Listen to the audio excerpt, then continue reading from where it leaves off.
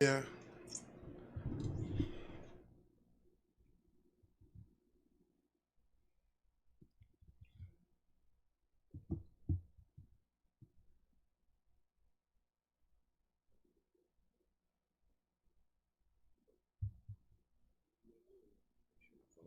Ready? Okay. All right. All right. All right. Hello, everybody. Welcome to Street Therapy KC. It's your man Chris. CJ sitting high in the air chair at the WEB Du Bois Learning Center. KUAW Radio is the station. 98.5 is the dial. Well, the internet dial. Uh, KUAW.org.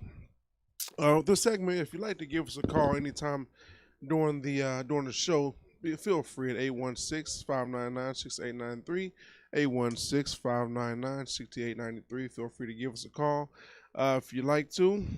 Conversation today, I have a special guest. He's first in the studio, but let's not make him a stranger. He's family, so we'll bring him on in here. But first off, man, I want to show y'all my shirt. This Metro Tech. This there we go. There we go. Class of '97. You know, that's 20. Man, that's 25 years. Man, that's almost been a while, I guess. You know, most everybody here say, yeah, young pup. But nevertheless, we in the studio. I put this one. Nevertheless, hold on for a second. I'll put this on. Make sure we straight. Yeah, all right. Put my Batman mask on, man. All right. So, yeah, I sound kind of muffled. So, without further ado, I'd like to introduce my guest in the studio here. I have Mr. Gregory Porter. How are you, sir?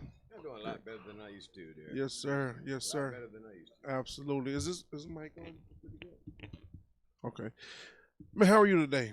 I'm still doing a lot better than I used to. Doing good. Good. Good. Okay.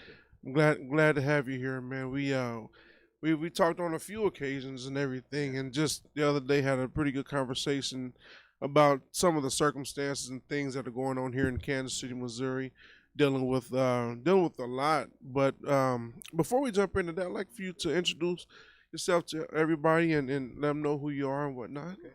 Can I give a shout out first? So, absolutely. My daughter Serene. Okay. Is listening right now. Yes. And my birthday boy Jackson is having a birthday tomorrow. 21 years old. Ooh, 21. Y'all remember that? Yeah. I'm 41, so it's about 20 years right. ago. I still remember. Uh-huh. Well, happy birthday and shout out to the family, man. All That's right. that's awesome. Well, my name is Greg Parr, and currently I am the executive director of the Neighbor to Neighbor program Yes, at sir. 3551 Wabash. Okay. Main focus to eliminate the reasons and the causes for people being homeless. Yeah. Yeah. Whether it be addictions, whether it be mental illnesses, Absolutely. and so forth. Absolutely.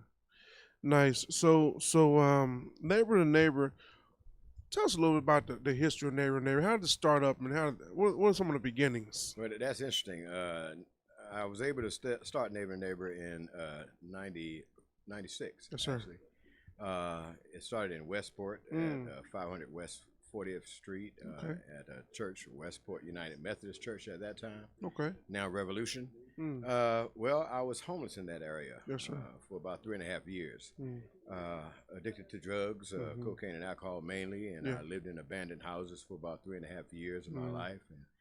And I always say I was mistakenly arrested 97 times in that area when I was using drugs. 97. Yeah. Yes, sir. And I sell fake drugs and do real drugs. And Yeah.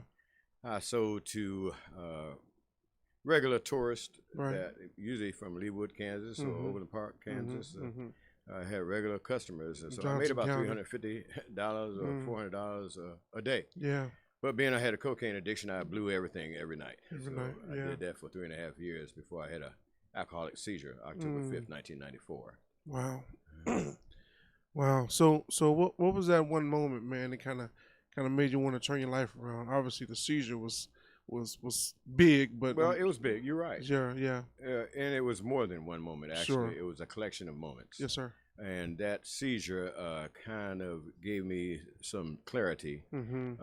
And I went to Detox, really, for, I don't even count how many times I went to Detox. Yeah. But that last time, when I had that seizure, it was a collection of things that made me want to stop. Yeah, And that was the mini arrest and the inside stuff of not seeing my kids in Yeah. Baltimore, Maryland for 8 years, lying to my mother and my brothers to support my drug habit. yes, So it was a collection of things.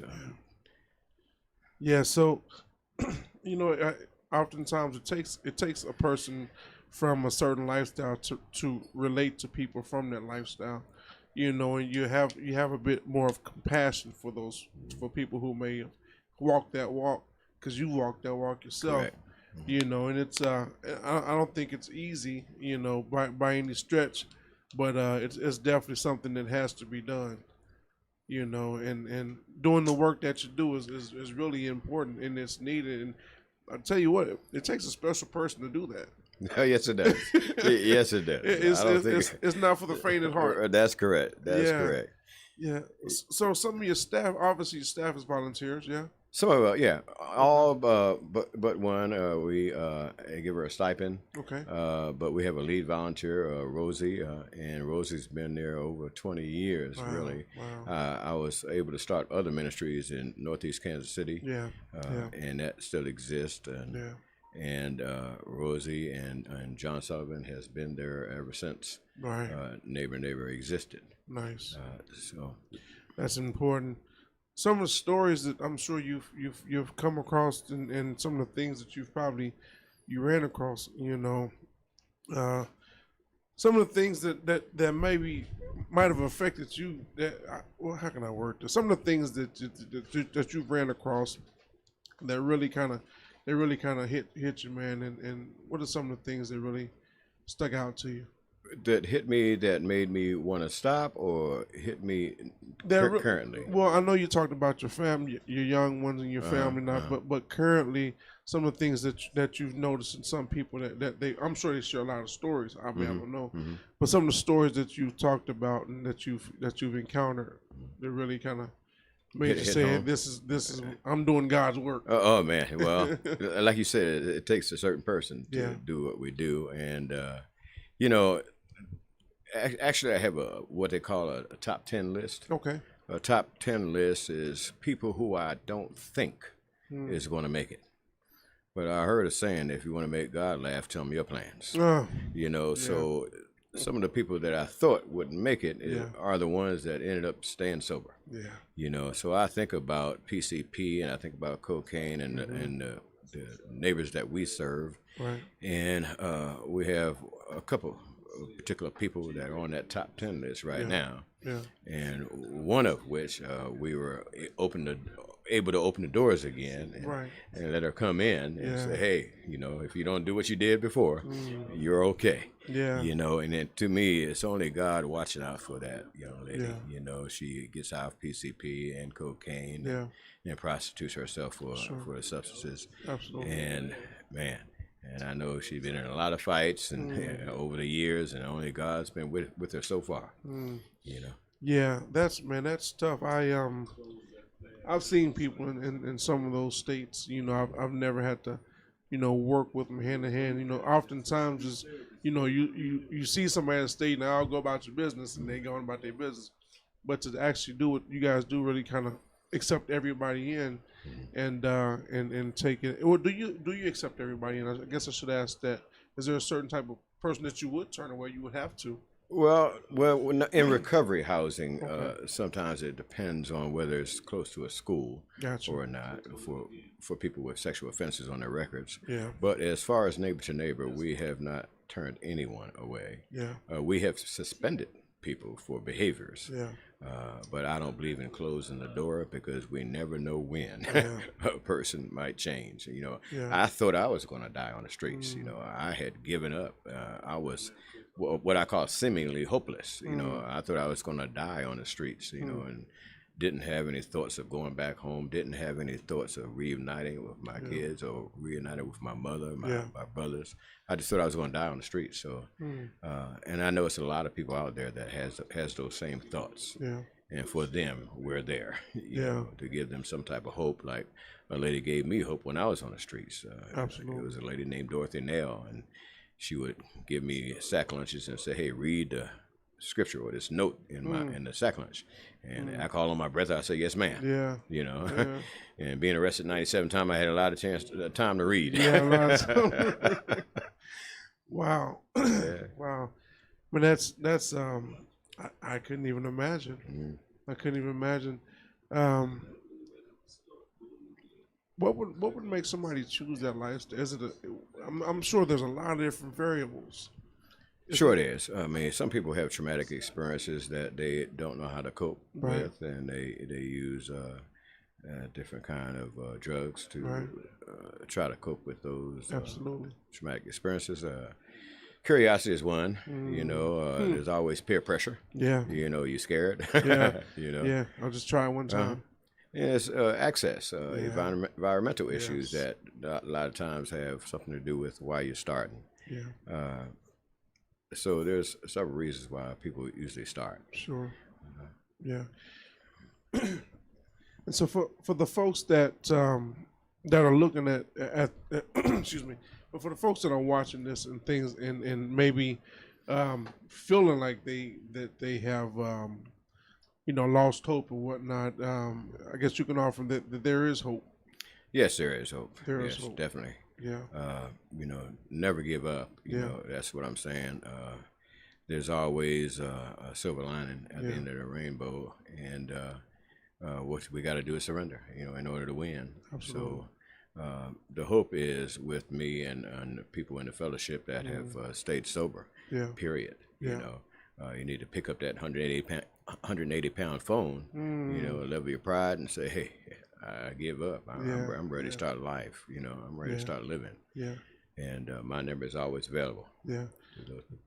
And I guess it is. That's essentially what it is. Is getting to those points where you kind of get tired of it. You know, it, well, I don't really know a whole lot about lifestyle, so it's a point where you have to just literally say, you know what, that's enough. Mhm. I mean, because I have a friend of mine that's homeless.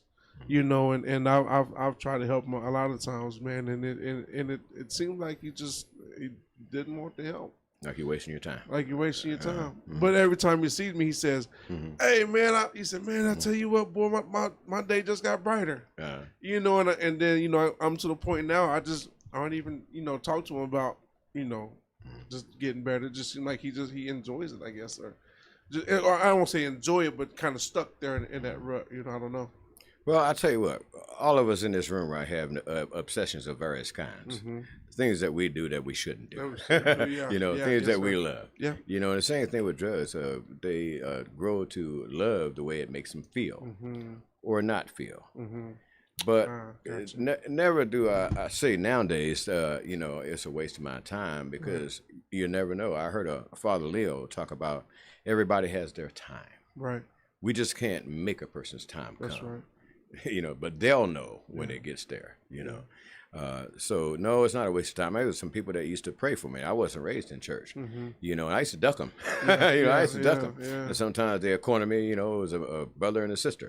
Yeah. And I got sober. I went back to Redemptor Center, and I said, "Hey, thank you for praying for Absolutely. me when I didn't want to be prayed When for." you didn't want- yeah. Yeah. So yeah, But they knew that. huh? I think they knew that. They knew amongst you, you ducking and dodging. They knew at some point it's gonna stick. And that's good because there's other people that thought the same thing, Yeah. and I didn't. Yeah. There was Officer KUAW Johnson. She arrested me at least 5 of those 97 arrests, Mm. and I took to her because now being a good alcoholic, I was, Sure. "Hey, I know you'll love me. I know you'll love me for real." But Yeah. but she would say things like, "When are you going to be a productive member of this community?" Mm. And I would see her police car, and I would try, "Hey, fellas, let's pick up some trash." Mm. I had that kind of respect for her. Yeah. Because she had that empathy, Yeah. for me. Yeah. When you gonna do better? Yeah. What I needed to hear. Yeah. You Yeah. know? So she didn't feel sorry for you, but she figured Right. that she tried to pull the best out of you She- because she knew it was there. Right, Yeah. right. She saw what I didn't see. Mm. Yeah. Yeah. And that's important for when folks like you said, don't give up. Right. And it's easy to see somebody and just kind of discount them and say, you know what, that's just the way it is. Mhm. They'll be that way. But if you don't give up on them, I guess that's the biggest thing, is not really giving up that hope. Right. And one of the worst things to tell a person is, "Hey, you'll never be anything. Yeah. You'll never be anything." Yeah. And I don't say that anymore at all. He's gonna die like that, or they'll never change. Yeah. you know, because I never know when, Yeah. you know. And I don't try to figure it out anymore. Yeah. Sometimes I take people to treatment 5 times, and they say, Greg, you never complain about how many times you take me to treatment. I said, I don't know when your time comes. Yeah. Yeah. You know, and when I put me in it, I said, oh, well, Greg, you got something to do with them staying sober. No, it's a power greater than Greg Parr, you know. Yeah. So it's when that time comes. Yeah. So I say, I'll take you every time you say you want to go. Period. You know? Yeah. And sometimes the people, somebody asked me, John Sullivan asked me one time, you ever get discouraged when you take people to treatment and you see them on the same corner? I said, I used to. Yeah. When I put me in it. Yeah. But sometimes people got to bump their head more than once. Yeah. You know, if any parents in the house, they know what I mean. Yeah. They got to fall off that swing. Those monkey bars and you get hurt. So, and a lot of people are not interested in our solution, or that's the fellowship, or whether it's church, whether it's Celebrate Recovery, or whatever. And I read a book that says if they're not interested in my solution, they may have to go out and get hurt some more. And that's exactly true. Yeah. And, you know, 97 arrests, I think I did it for you and me. And, you know. Yeah. You know, I think I did enough. You done it for us. But you had to endure that. It made you who you were today. Correct. You know. And obviously, my pastor used to always tell us some lessons are better bought than taught. You know, we can teach people, we can talk to people all day long, but some people, they just have to experience. Right. They got that. to bump their head. They have to bump their head. Right. You know, and for those people that have to, when they get it, it's like, boom. Like, man, you done the same thing 50 times, but now what made it stick? It's that moment, like you said. Right. It's that one moment. And everybody has a different moment, you know. It could be a flat tire, you know, somebody, you know, it could be a death in the family. Yeah. You know, it could be anything. Yeah. So when we talk about people that are out, that are homeless, that are looking for hope and things like that, you know, when they're out there and we see them, sometimes it's easy to share, you know, money or something with them. Sometimes it's not easy.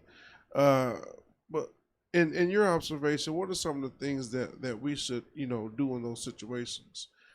Like, you know, myself, I'll give the example. Like I was going to give a guy, I think we talked about this, a cup of coffee. You know, it was cold outside and I didn't have any cash. And so I said, man, I just made this coffee from Quick Trip. I'm going to go ahead and give it to you. You know, and he said, no, I don't want it. I said, well, man, this is hot coffee. It's cold out here, brother. Right. You know, and he said, last time somebody gave me something, they poisoned me. You know, and that broke me down. I'm like, this guy has nothing that I know of, but yet you would give him poison. Gotcha. And, you know, due to COVID-19, we don't want to share any kind of drinks anyway. Right. We want to be this careful. was before then. Yeah, I know. Oh, yeah. But right. I mean, for your listeners. Right, You know, okay, yeah. But, you know, one of the things I heard, you know, we want to treat others as we wish to be treated. And we need to love God first and love our neighbors as ourselves. Yeah. And we don't know how to love somebody unless we know them. So it's about building relationships. Yeah. It's about building relationships. You might see a guy flying a sign on the highway. Right. You know, I don't know if I'm helping him. He might ask for a few dollars, and he might did like I did. He might go right to the liquor store, you know. So if I want to take the wonder out of it, sure. I provide a need opposed to a want. Yeah, because there's a lot of people say, I won't give him any money because he's going to buy liquor with it. Well, that may not always be the case. Not always. Right. You know. Right. But if you want to take the wonder out of it, provide a need. $3 gift certificates from one of the fast food restaurants. So that's something I've never thought of. A bus card. Well, bus is free right now, but I used to carry bus cards in my glove compartment, you know. Yeah. Information like my card, you know, my card. I sometimes print the flyer out for people, for them to give my flyer that if they're homeless, we can help them get a home. Yeah. If their drugs is their problem, we can help them with a voucher that pays for recovery housing only. Nice. You know, and I know a lot of agencies will place people in housing first, you know, before they find out whether they're sober or not. You know, and what happens when they do that? They usually lose the housing because they had the glasses on backwards. Yeah. You know, you know, they had their heart in the right good spot, intentions, right? but it just had it backwards. Right. And, you know, I'm a veteran, and Yes, sir. you know, and I worked with veterans before, and the motto was housing first. Mm-hmm. You know, and I said, well, I don't know about that. You know, Yeah. if it was like me, see, when I smoked crack, I didn't pay rent. Yeah. You know. Yeah. Uh, You had some. You can find somewhere. Yeah, I was Yeah. like Eddie Murphy, you know, Mr. Robinson. I was Mr. Robinson, you know, that's the landlord, Sure. right? Yeah. But we got to make sure we have people that learn how to stay sober Yeah. and be successful Yeah. in sobriety before they learn how to keep Yeah. the housing. Yeah. So I was just thinking about different agencies, how they have case managers that check on people every month or so, or twice a month, sometimes 4 times a month, to see how people are doing after they house them, that permanent housing they call it. Right. You know. So yeah. Yeah. Yeah. While you were talking, I was thinking of something that you told me when I was leaving your place there. You said, you said if we don't plan, then we plan to fail. Something to that effect. The man that fails to plan can plan to Plans fail. to fail. Yeah, Right, yeah, and that right, was a few years ago, man, and that It's stuck. obviously it stuck pieces of it, but I got but a man that never plans to fail. What does that mean? Well, it means, and I like to say this too. I said it earlier. If you want to make God laugh, tell me your plans. You know. Yeah. Even though my sobriety, and I've been sober a little over 25 years Yes, now, sir. but it's all one day at a time. Yes, sir. You know. Yes, sir. I like to plan things because I used to get high off of last minute decisions, quick decisions. Hey, you want to drink? Yeah. You know what I mean? Yeah. You know what I yeah. mean? Right. In most cases, we're trained to say things automatically. How you doing? Fine. Yeah. You just came out of an abandoned house. Yeah. You just lost your wife. You know, your loved one, but you trained to say you're fine. You're fine. Yeah, and my sponsors always say, hey, you know, you've been in the program for a while and you smile at everybody, but you haven't worked any steps and got rid of that stuff in the inside of you. Sure. Your face look fine. How's your ass? Yeah.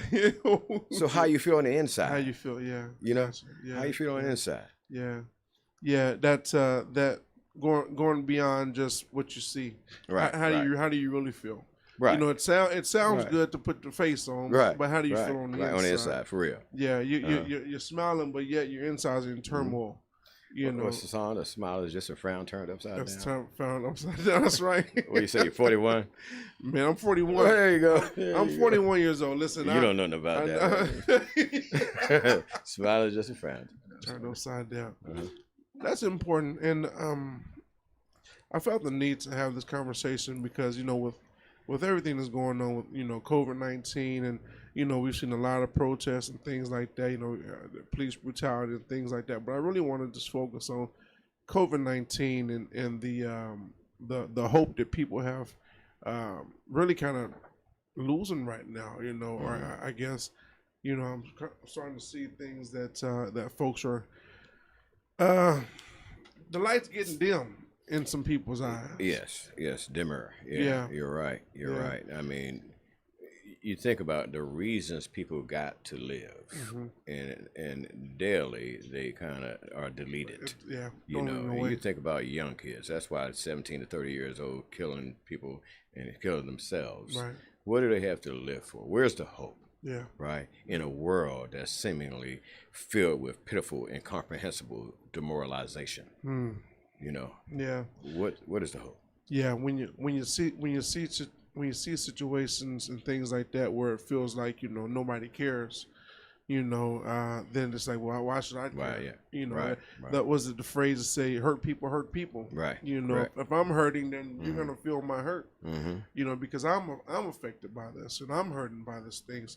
But since COVID-19, have you saw a difference in? Obviously, we talked about people's, just the light being dim, but have people really just began to really just focus more or less on just alternative substances as far as things that make them feel better? Well, I'll tell you what since COVID-19, and I work in that area, that when I went to that particular area, I knew there was a cycle that had to be broken. And most of the people in that neighborhood that we feed are caught in that cycle. every day, drink, drug every day. Yeah. You know, and I've been there. I've done that. Yeah. You know. Yeah. And many people don't hear the options. Right. But until neighbor got there, they say, hey, guess what? You know, because for some reason the government don't advertise, you know, certain things like, hey, there's money available to pay for your recovery house. You don't see billboards that say that. No, you know, so a person that has less resources has to go and dig for resources, but they have less resources, which is hope. Which is hope. Yes, you know, sir. resources. Yeah. You know, so we're there. The team neighbors there to let them know, there is a way out. That's good. There's a way out. You know, we got one guy, 74 years old. You know, he was on death row at one time. He's been released from prison for a while, been sober for a couple of years now, and we sent him to adult literacy, and he's going back to school to get his high school diploma. You know, 74 years old. That's hope. That's you hope, know, man. And I told him, I said, hey, you know, I'm gonna talk to my pastor, and you're gonna read some scripture, you know, when you graduate. And he said, all right, you know. So it's nice to see the light in his eyes of hope at 74 years old. 74 years old. You know, we got since we've been there, so March 1st, 2018, we've helped over 160 people get off the streets and off those corners and into treatment centers. Some of the women that used to prostitute themselves are no longer there. There you go. You know, we got on our Facebook page, you'll see some of those stories of people that used to prostitute since they had been 11, 12 years old. You know, and working for drug court at one time, I found out that most kids start smoking weed at 11. That was my next question. Right, 11 years old now.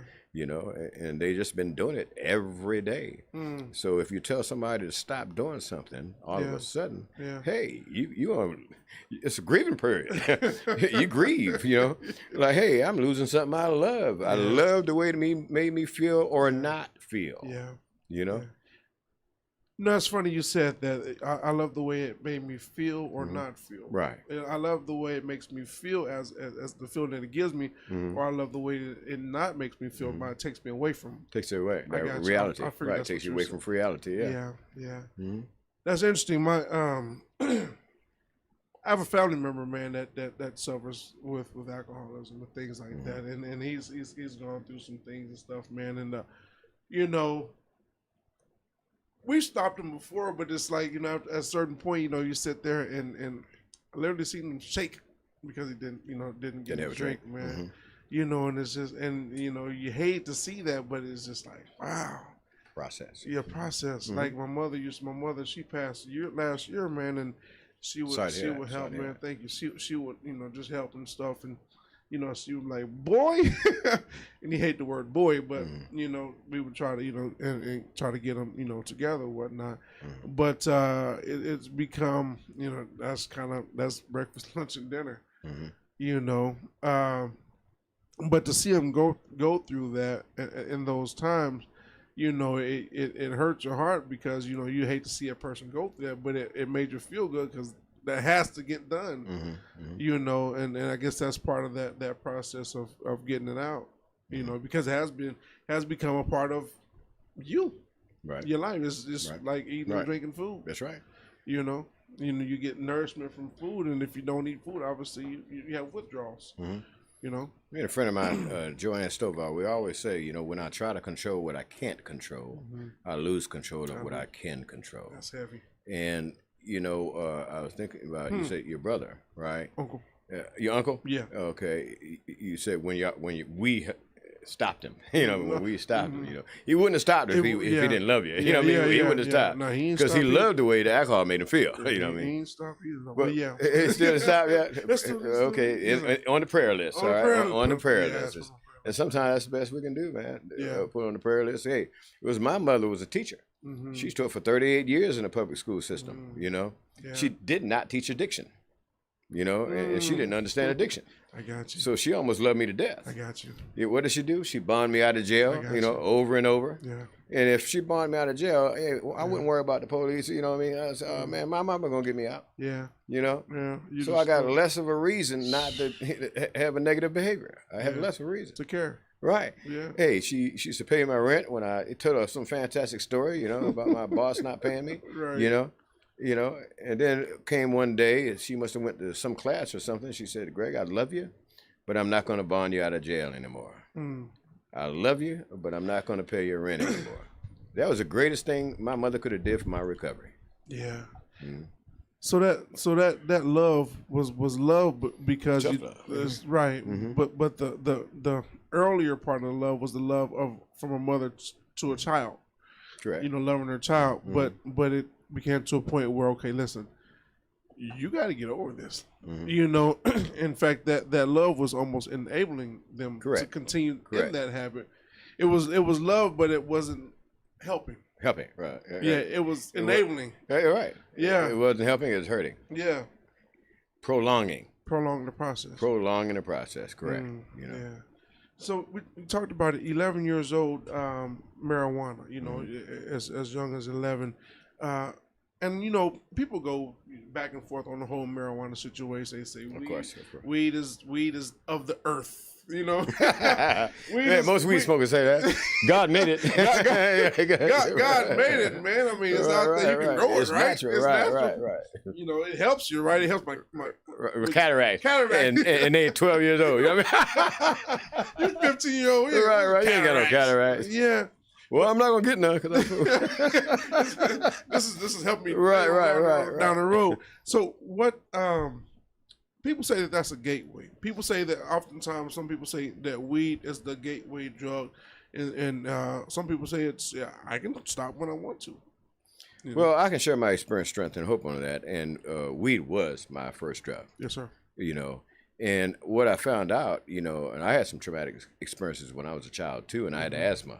So having asthma, I couldn't get along with other kids that, laughed at me when I had asthma attacks. I couldn't play sports. Yeah. So I didn't feel like a part of. Absolutely. So that was one of the reasons I wanted to escape reality. Yeah. Yeah. And weed was one of the first ways I escaped reality. Okay. Even though I didn't like the effect it produced in my body. I didn't like being tired. Yeah. I didn't like, going to sleep. Sure. Sluggish, being sluggish. Yeah. Raid the refrigerator. Now, some weed smokers out there right now saying, I don't know what kind of weed you smoked. But anyway, I feel just you fine. still got some gunges like me.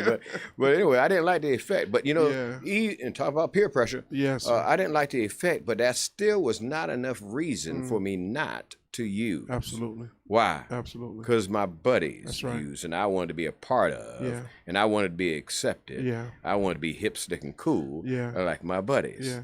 Right. You want to be cool like your buddies, but you wanted to be taken away from the negative part that you felt that was hurting you by being not able to be athletic because of asthma. Right. But you want to fit in with your buddies. Right. So that was kind of your linchpin to do that. Right. Huh. Okay.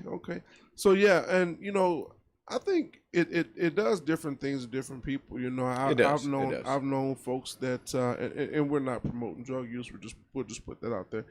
But just to say that.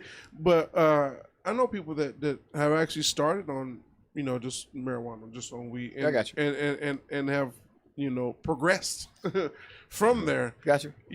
And but then I also know the folks that have is been on weed for years, and that's it. They ain't going nowhere else. And I look at that in two ways. I looked at it as it being enabling to some folks to make them, or you know what, that was okay, but I just need to get a little higher. I need to get a little higher. Right. This is not enough. What's phase two? I need to go. I got the regular weed. I need to get the kush. I need to get this. I need to, okay, now I need to start adding stuff into it. Right. You know what I'm saying? And then like crack. Or like exactly. Primo. Well, yeah. But like those, man, and then take it to a whole nother level where at some point it's not just the experience. It's actually I'm not where I need to be, and I think that right there where it begins to have a problem. Where you take it, and I mean you can say just the first hit of weed was probably the problem, but I think when you begin to escalate with anything, I guess when you begin to escalate certain things, man, that becomes the issue. Am I making sense? Yeah. Okay. Well, let me say this. Now, even though I've been a drug counselor and I'm still a certified peer specialist, and then I have a credential that's national right now, I would rather people smoke weed than anything else. Gotcha. You hear me? I do. I would rather people smoke weed. I wish I stuck to weed. You know what I mean? I do. I wish. Yeah. You know, I had alcohol, cocaine, Sure. heroin, and all those other Right. substances Right. that I've used. Right. So I'm not promoting Sure. Absolutely. marijuana. Right. But you know, I wish I'd stuck to it. Yeah. Yeah. You know. Yeah.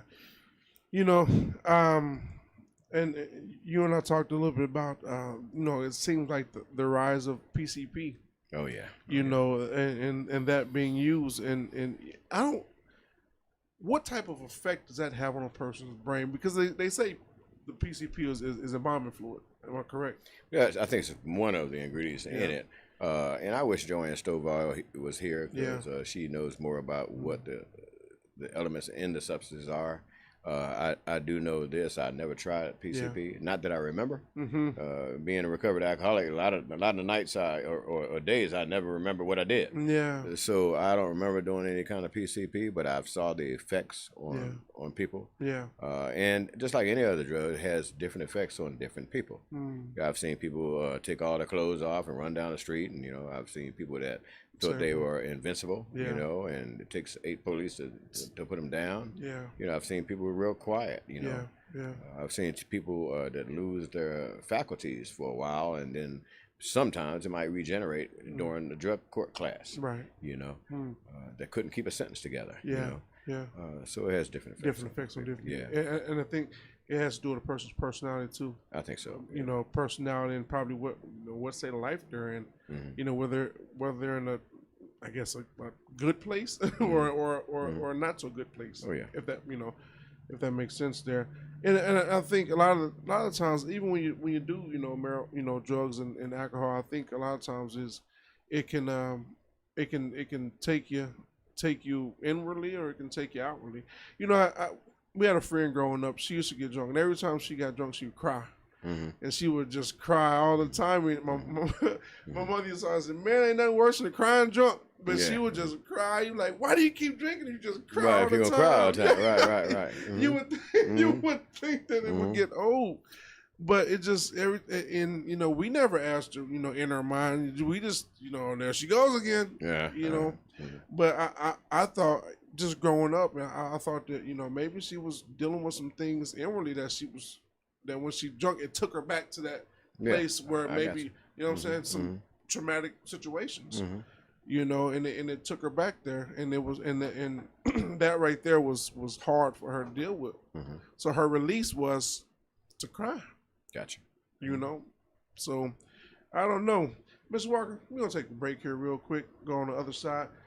Listen, you guys have been listening to Street Therapy KC. I am sitting here with my guest, my man Gregory Park. How you doing, sir? All right. We'll come back on the other side, and you guys can give us a call 816-599-6893, 816-599-6893, and we'll be right back.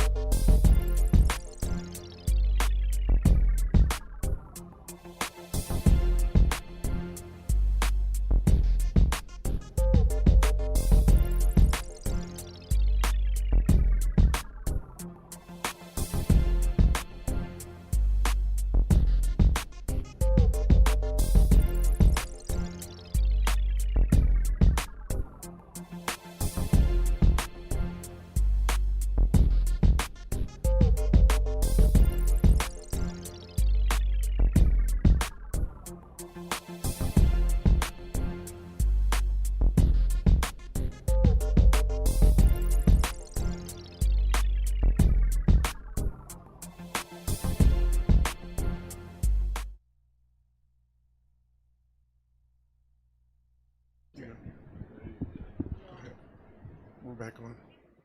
We're back. Go ahead. Yeah, hey, we are back here on the air. We still have Mr. Gregory Parr. We're talking about certain things in the community as far as homelessness and things like that. And what are some of the things that we could really work on? What are some of the things that are some of these underlying issues and things like that? What are some of the underlying issues that we need to be addressed, and certain things that frankly, what leads us down certain kind of roads, and what are some of the contributing factors.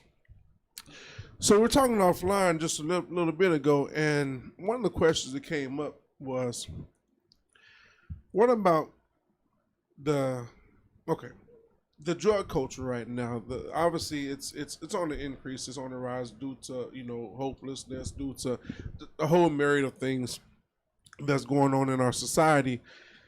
But since we know that, why is the funding decreased, or why hasn't more funding increased in those areas? And see, you look at that area. You also have to add in mental health illness. Mm-hmm. We talk about mental health illness. Why is there not more funding in those areas that we know statistically that right there causes a lot of issues? Mental health illness. We see suicide on the rise. We see a lot of they talked about COVID-19. A lot of folks were going through domestic situations because folks are just staying home all the time, and folks are getting, some people are getting tired of just being at home. We look at the unemployment rate, over 40 million people unemployed. And I can see, why a lot of people would be upset and the hopelessness, but there is hope. But the question was, why isn't this issue being addressed if we see it? That's really one of the big questions that I would ask someone, in the government, really. Why doesn't these areas that we look at and they know it, they see it. Right. They get the police reports, what Gotcha. What does somebody get arrested for? Okay, they got arrested for, drugs or prostitution or whatever the case. Okay, they see it and say, well, okay, now we see an increase in this aspect, and say, well, okay, if this right here needs to be, looked at, then why isn't it being looked at? And you and I talked about some of the treatment centers. Mm-hmm. Talk a little bit about that. Yeah, and that is so sad, man. I really get a sour grape in my mouth when we talk about now. Since my sobriety time, 25 plus years, I've been able to take over 2,600 people off the streets and into treatment programs. Yeah. And 10, 15 years ago, I could have options of different detoxes, at least 4 different detox units to take people to currently get off drugs. Yeah. They can stay in detox from 3 to 5 days. And while they're in detox, they might think about going to a residential treatment center or a patient treatment center. Right. Guess what? There's one in Kansas City right now, one medical detox. That's Heartland Center for Behavioral Change. And that's sad. Yeah. And it used to be 4 of them. 4 of them had options. Yeah. And at one time, all detoxes, even though there were 4, all of them would be full. So what did I have to do? I had to call St. Joseph, Missouri, right, and call to see if their detox had beds available. So I would drive people to St. Joe. Wow. Or Warrensburg, Pathways, Clinton, Missouri. So I used to put about 50,000 miles on my car every year. Yeah. Because we didn't have treatment centers or detox centers available here. Wow. And we at least at Neighbor take approximately 10 people to treatment on an average every month. Yeah. And you know how many we got to turn away because they don't have a bed Because available? You know what I mean? Yeah. And that's perpetuating the system. Right. That's people needing help, wanting to get help, but the help's not there for them. Right. That's literally saving.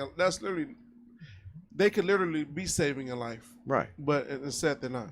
And when you lose hope, and I don't usually like to tell the client, hey, you know, I used to call ahead of time. Yeah. You know, so I don't want them to have all this hope. Right. You know, of surrender. Absolutely. And I'm finally about to do right. Absolutely. You know, and then I got to tell them there's no bed available. You know what I mean? Yeah. Yeah. It's so sad. Yeah. You know, it used to be that there was a program called Access to Recovery that was a faith-based initiative where the state dispersed money to churches or organizations, faith-based organizations that help people stay sober. Right. You know, and one of the services was they would give people, if there was no detox beds available, they would put them in recovery housing for 5 to 7 days while they're waiting for a bed to get into treatment. Now, what's the difference between the detox and the recovery?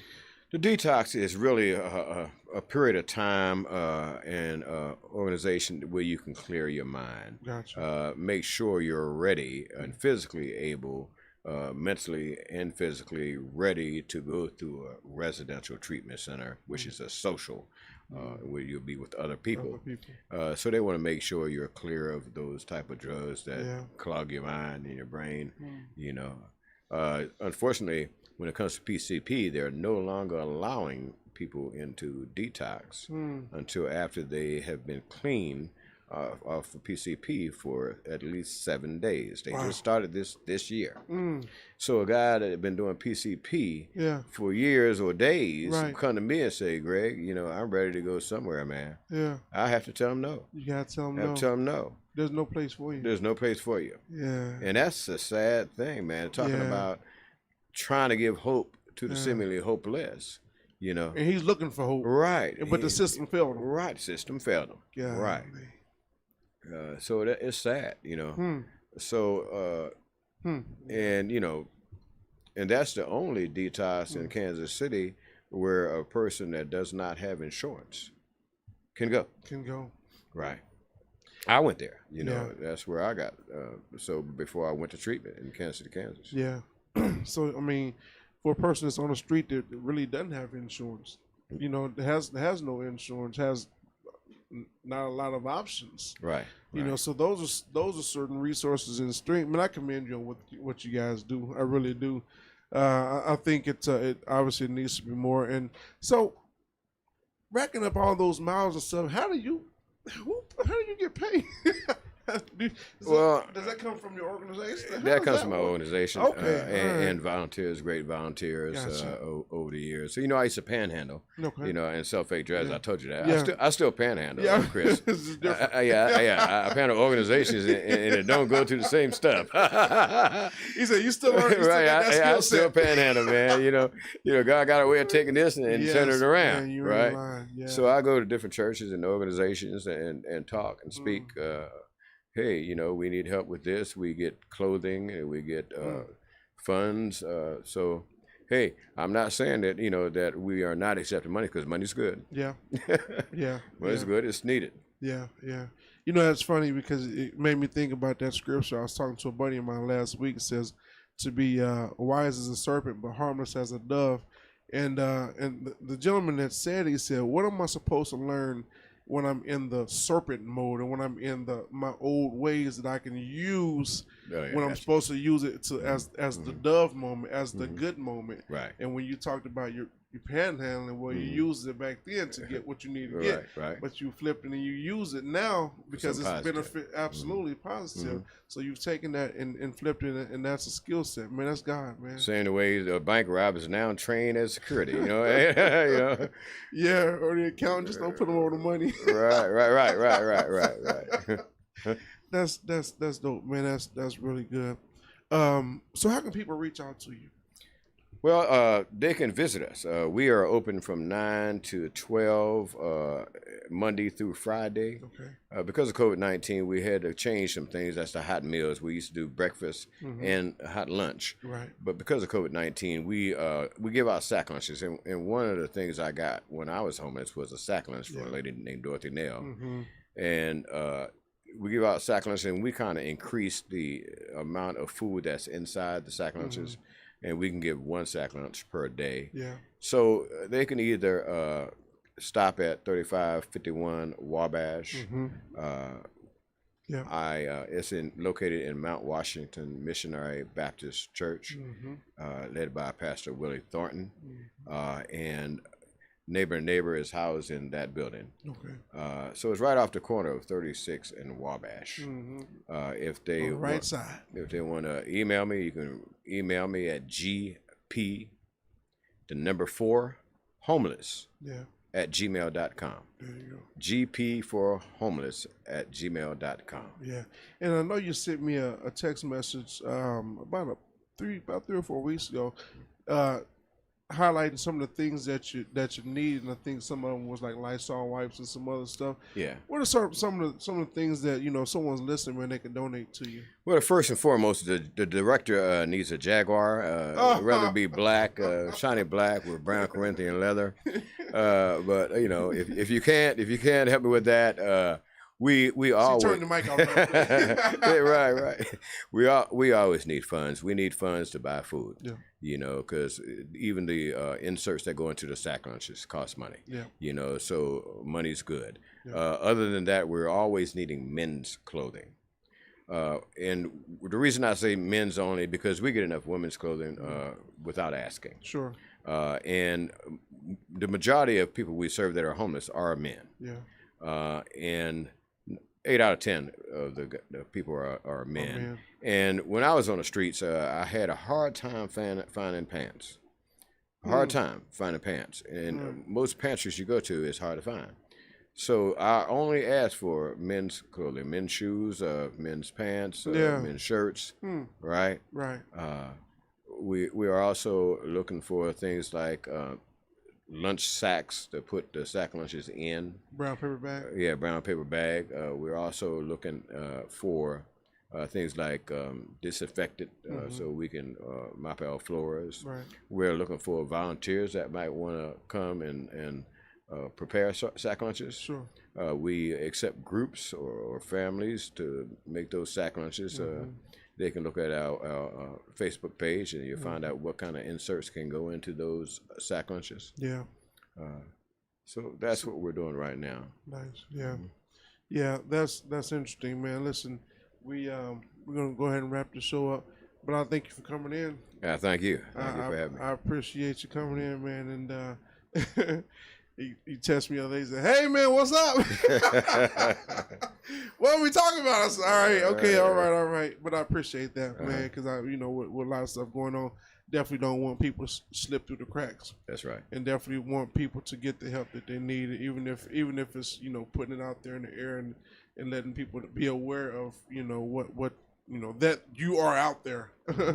Yes, that we are. and people that may need you or people that may need to donate to you know who you are and then know who what you stand for as a person and what you do. So I appreciate you coming. I appreciate you for that, man. So all right, everybody, you guys got the information. So please feel free to do what's on your heart. But for this week, it's a wrap, man. We'll catch you next week. This is Street Therapy with Chris, CJ, and then my man, Mr. Greg Parr. Thank you for having me. Thank you for being here, brother. All right, we're going to wrap it up. We'll see you. Have a good day.